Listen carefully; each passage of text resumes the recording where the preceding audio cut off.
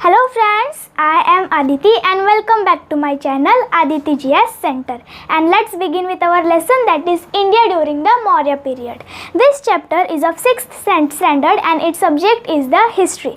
India during the Maurya period means Maurya Kal ke dauran Bharat. So this chapter consists of the two parts and we have completed our first one part, and the first one part also consisted of the Maurya Empire. In it we have seen about the Chandragupta Maurya first topic, and second topic was our Emperor Ashoka, and the second point is also included in our second part, and its third point is the Kalinga War. तो तीसरा topic क्या है? कलिंगा वार यानी कलिंगा युद्ध.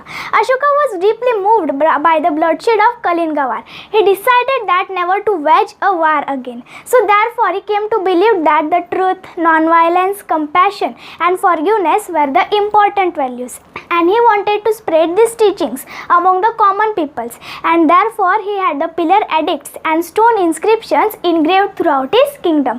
तो कलिंगा वार यानी कलिंगा युद्ध.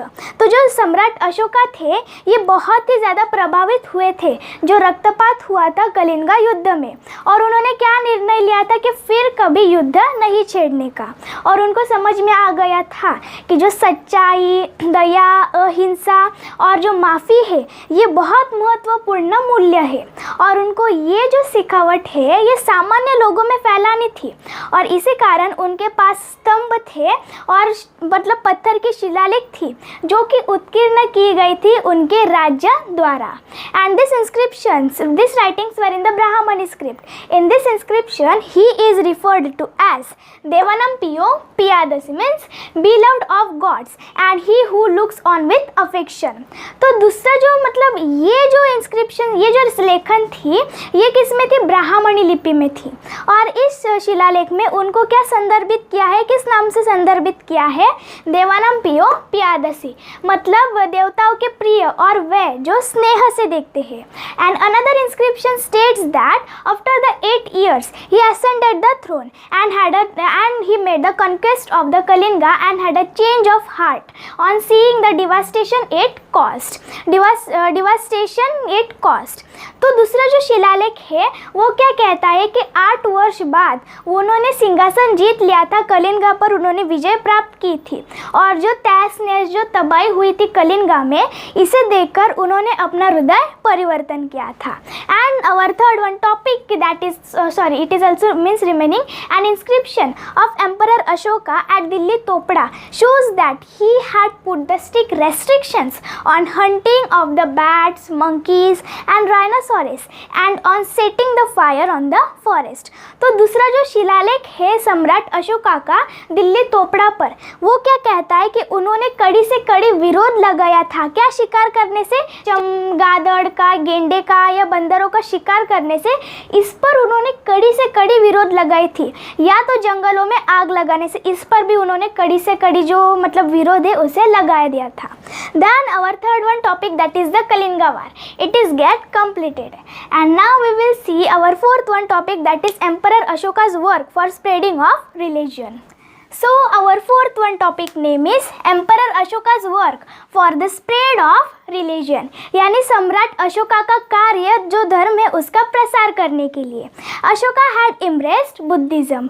ही had convened the third Buddhist council on Buddhism at Pataliputra, and he had sent his own son Mahendra and daughter Sanghamitra to Sri Lanka for the spreading of Buddhism. He also sent both the bhikkhu to the West Asia and Central Asia for the spreading of Buddhism. He also built many stupas and vihar. तो सम्राट अशोका जो थे उन्होंने बौद्ध धर्म का ग्रहण किया था, और पाटलिपुत्रा में बुद्धिज्म पर उन्होंने तीसरी धार्मिक परिषद बुलाई थी, और उन्होंने अपने खुद के बेटे महेंद्र और अपनी जो बेटी थी संघमित्रा उसे श्रीलंका को भेजा था, उनको श्रीलंका को भेजा था बुद्धिज्म का प्रसार करने के लिए. और उन्होंने बौद्ध भिक्खु को भी वेस्ट एशिया यानी पश्चिमी एशिया और मध्य एशिया में भेजा था बुद्धिज्म का प्रसार करने के लिए, और उन्होंने कई सारे स्तूप और विहारस भी बांधे थे. So our fourth one topic, that is emperor Ashoka's work for spread of religion, it is get completed. And now we will see our fifth one topic, that is public welfare activities, यानी लोक कल्याणकारी गतिविधियाँ. The Emperor Ashoka laid stress on the creation of the facilities for the welfare of people. For example, he made the provisions for the free medicines and also the medical treatment to the people and as well as animal. And he built many roads and planted the trees on the both the sides of the roads for the shade. And he also dug wells and built धर्मशालास. तो सम्राट अशोका ने लोगों के मतलब सुविधा के लिए, लोगों की व्यवस्था की सुविधा के लिए उन्होंने उस पर तनाव दिया था. क्यों लोगों की व्यवस्था के लिए उनको सुविधा ज़रूरी थी, तो इसी कारण सम्राट अशोका ने इस पर तनाव दिया था. जैसे कि उदाहरण के लिए उन्होंने प्रावधान किए थे मेडिसिन्स, यानी मतलब मेडिसिन्स दवाइयाँ और मुफ्त में दवाइयाँ और चिकित्सा देने की लोगों को, उसके साथ जानवरों को भी. और उन्होंने कई सारे रास्ते बांधे थे और रास्तों के दोनों ओर उन्होंने पेड़ पौधे लगाए थे. क्यों? छाया के लिए. और उन्होंने कई सारे जो कुएं हैं उसे खोदे थे और धर्मशालास भी बांधे थे. And our fifth one point, that is public welfare activities, that is topic it is get completed. And now we will see our next one, sixth one topic, that is administration during the Maurya period. So our sixth one topic is administration during the Maurya period, यानी मौर्य काल के दौरान प्रशासन. Pataliputra was the capital of the Maurya Empire. For the sake of administrative convenience, the empire was divided into the 4 regions and each with its own capital. तो पाटलिपुत्र जो है ये मौर्य राज्य की राजधानी थी और प्रशासन सुविधा के लिए जो राज्य था ये 4 क्षेत्रों में बटा गया था और हर एक क्षेत्रों को अपनी एक खुद की राजधानी थी. First one is the eastern region, Toshali, Odisha. Then second one is western region, Ujjaini, means today it is known as Madhya Pradesh. Then third one is southern region, Suvarnagiri, means it is today known as Kanakagiri in Karnataka. Then fourth one is northern region, यानी तक्षशिला, पाकिस्तान. तो eastern region यानी पूर्व क्षेत्र, तो पूर्व क्षेत्र की राजधानी क्या थी? तोशाली थी, जिसे अभी क्या कहा जाता है? ओडिशा कहा जाता है. दूसरा कौन सा क्षेत्र था? वेस्टर्न रीजन, मीन्स पश्चिमी क्षेत्र. तो पश्चिमी क्षेत्र की राजधानी क्या थी? पश्चिमी क्षेत्र की राजधानी उज्जैनी, जिसे आज मध्य प्रदेश कहा जाता है. और तीसरा साउथर्न रीजन यानी दक्षिण क्षेत्र, तो सुवर्णगिरी इसकी राजधानी थी, जिसे आज कर्नाटका में कनकगिरी है उस नाम से जाना जाता है. Then fourth one is northern region यानी उत्तर क्षेत्र, तो उसकी राजधानी थी तक्षशिला, जिसे आज पाकिस्तान के नाम से जाना जाता है. And there was the council of the ministers who advise the kings in the matters of the administration and there were the different officers working at the different levels and there was an efficient intelligence service which kept an eye on the administration as well as also on the movements of the enemies. तो एक मंत्री परिषद थी जो कि राजा को सलाह देती थी प्रशासन के मामलों में, और अलग अलग अधिकारी थे जो कि अलग अलग स्तरों पर कार्य करते थे. और एक कुशल खुफिया सेवा थी जो कि अपनी एक नज़र प्रशासन पर रखती थी और दूसरी जो नज़र है अपनी उसको मतलब जो शत्रु है उसके हलचल पर रखती थी. And then our sixth one topic, that is administration during the Maurya period, it is get completed. And now we will see our seventh one topic, that is life of people during the Maurya period, यानी मौर्य काल के दौरान लोगों का जीवन. During the Maurya period, agriculture production had the great importance. Trade and other occupations was also prospered well, and there were many occupations like carving and engraving on ivory and also weaving and dyeing cloth as well as metal work. तो मौर्य काल के दौरान कृषि उत्पादन को एक बहुत ज़्यादा महत्व दिया जाता था और व्यापार और अन्य व्यवसाय भी अच्छे से समृद्ध होते थे. और ऐसे कई सारे व्यवसाय थे जैसे carving and engraving on Ivory यानी हाथी दांत पर नक्काशी और उत्कीर्णन करना, बुनाई और रंजाई और धातु के कार्य. Black glazed pottery was also produced. Ship building was carried out on the large scale. In the metal work the technology of making the articles from the other metals as well as of the iron had developed. तो जो ship मतलब जो black glazed pottery यानी काले चमकता हुआ मिट्टी के बर्तन भी इसे भी निर्माण किए जाते थे, इसे भी मतलब प्रोड्यूस किया जाता था। और शिप बिल्डिंग यानी जहाज़ निर्माण भी बहुत ज़्यादा प्रमाण पर इसे किया जाता था। Means ship building was carried out on the large scale. और धातु के कार्य में जो तकनीक थी लेख को बनाने की, दूसरे मेटल से, दूसरे धातुओं से या आयरन से यानी लोहे से, इसे भी विकसित किया गया था। Different festivals and functions were celebrated in the villages and the towns. Dance and music concerts were the means of entertainment and the wrestling bouts and chariot races were the popular one, and so were the board games and the chess. Chess was called as the Ashtapad. तो different festivals यानी अलग अलग जो त्यौहार और समारोह ये गाँव और कस्बों में मनाए जाते थे। और नृत्य और संगीत के जो समारोह है ये बहुत एंटरटेनमेंट, मतलब ये एंटरटेनमेंट था, एक मनोरंजक था। उस टाइम ना कुछ था तो इसी कारण मतलब संगीत और नृत्य ये बहुत एंटरटेनमेंट था। और रेसलिंग बाउट्स यानी कुश्ती, मतलब कुश्ती मुकाबले और रथ दौड़ ये बहुत लोकप्रिय थे। और बोर्ड गेम्स और चेस भी यानी शतरंज। और शतरंज को उस वक्त क्या बोला जाता था? अष्टपद उसे कहा जाता था शतरंज को। And our the seventh one topic that is life of people during the Maurya period, it is get completed. The official seal of the government of India is based on the capital or the pillar head of the Ashoka pillar at Sarnath, and the Ashoka pillar has the 4 lions. On the horizontal strip below each lion there is the wheel or the chakra, and we can view only the one chakra from the front side. तो एक जो मतलब official seal है यानी अधिकारक जो मुहर है भारतीय सरकार की, ये किस पर आधारित है? जो कैपिटल है, जो राजधानी है या जो स्तंभ है अशोका का स्तंभ सारनाथ पर, इस पर आधारित है। और अशोका का जो स्तंभ है उसे 4 शेर है। और एक जो क्षैतिज पट्टी है हर एक शेर के मतलब नीचे उस पर एक मतलब गोल जैसा व्हील और चक्र होता है। और हम सिर्फ एक ही चक्र एक ही बार देख सकते हैं।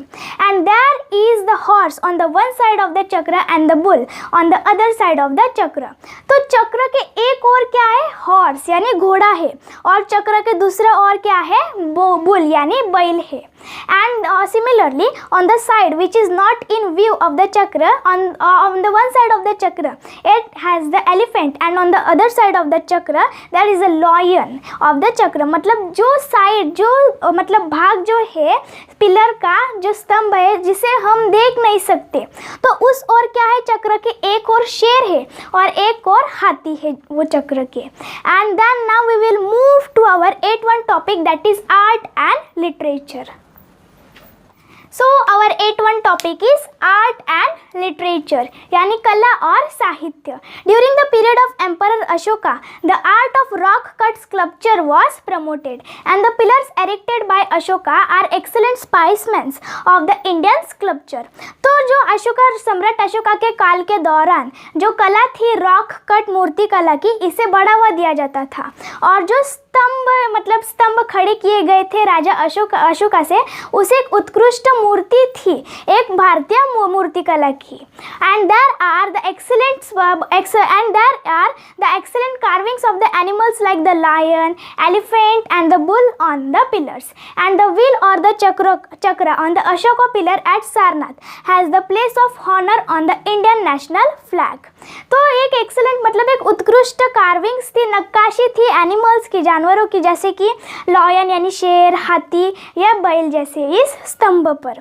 और जो चक्र या जो व्हील है अशोका जो स्तंभ सारनाथ पर, इसे जगह है सम्मान की भारतीय राष्ट्रीय ध्वज पर। And the pillar has the 4 lions from the all 4 sides, but we can view only the 3 lions from the front, and this is the official seal of the government of India। And the cave sculptures at the Barabar hills carved during the period of Emperor Ashoka are well known, and these caves are in the Bihar, and this is the oldest cave sculptures in the India। तो ये जो मुहर है, ये जो official seal यानी आधिकारिक जो मुहर है, ये मतलब ये आधिकारिक मुहर है और भारतीय सरकार की। और जो केव स्कल्पचर है यानी जो केव स्कल्पचर यानी गुफा मूर्तिकला जो है बराबर चट्टानों पर, इसे खोदे गई थी सम्राट अशोका के काल के दौरान, और इसे बहुत जाने जाते हैं।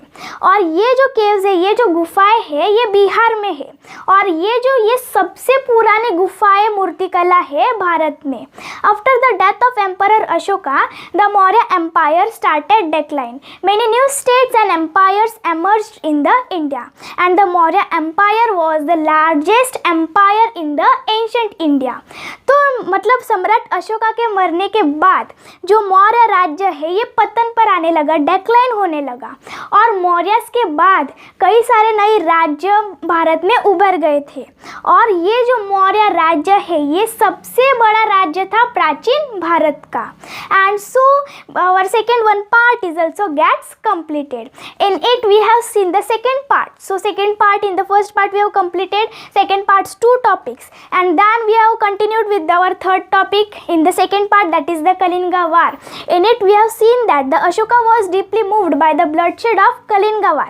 In this inscription we have seen that in that inscription he is referred to as Devanam Piyo Piyadasi, beloved of gods, and he who looks on with affection. Then we have seen our next one topic, that is Emperor Ashoka's work for the spread of the religion. We have seen that Ashoka had embraced Buddhism. He had sent his own son Mahendra and daughter Sanghamitra to Sri Lanka for the spreading of Buddhism. Then our next one point was public welfare activities, यानी लोक कल्याणकारी गतिविधियाँ. We have seen that Emperor Ashoka laid stress on the creation of facilities for the welfare of people. We have seen that he had made the provisions for the free medicines and medical treatment to the people as well as animals. Then we have seen our next one point, that is administration during the Maurya period, यानी मौर्य काल के दौरान प्रशासन. We have seen that Patliputra was the capital of the Maurya Empire and the empire was divided into the 4 regions, each with its own capital. The first one was eastern region. Its capital was Toshali, means today's Odisha. Then second one was western region, its capital was Ujjaini, means today's Madhya Pradesh. Then third one, southern region, its capital was the Suvarnagiri, that is today's known as Kanakgiri in Karnataka. Then next one, fourth one was northern region. Its capital was the Takshashila, means today it is known as by the name of Pakistan. And there was the council of the ministers who advised the kings in the matters of the administration, and there was also an efficient intelligence service. Then we have seen our next one point, that is life of people during the Maurya period, यानी मौर्य काल के दौरान लोगों का जीवन. We have seen that agriculture production had the great importance. Then we have seen that there were many occupations like the carving and weaving and dyeing cloth and metalwork. There were too much occupations and different festivals and functions were celebrated in the villages and towns, and the chess was called as the Ashtapad. Then we have seen that the official seal of the government of India is based on the capital or the pillar head of the Ashoka pillar at Sarnath, and we have seen that on the one side of the chakra there is the horse and on the other side of the chakra there it has the bull. Then we have currently learned about our 8th topic, that is art and literature, यानी कला और साहित्य. We have seen that during the period of Emperor Ashoka, the art of rock cut sculpture was promoted, and our second one part is also gets completed of the lesson India during the Maurya period, यानी मौर्य काल के दौरान भारत. जय हिंद.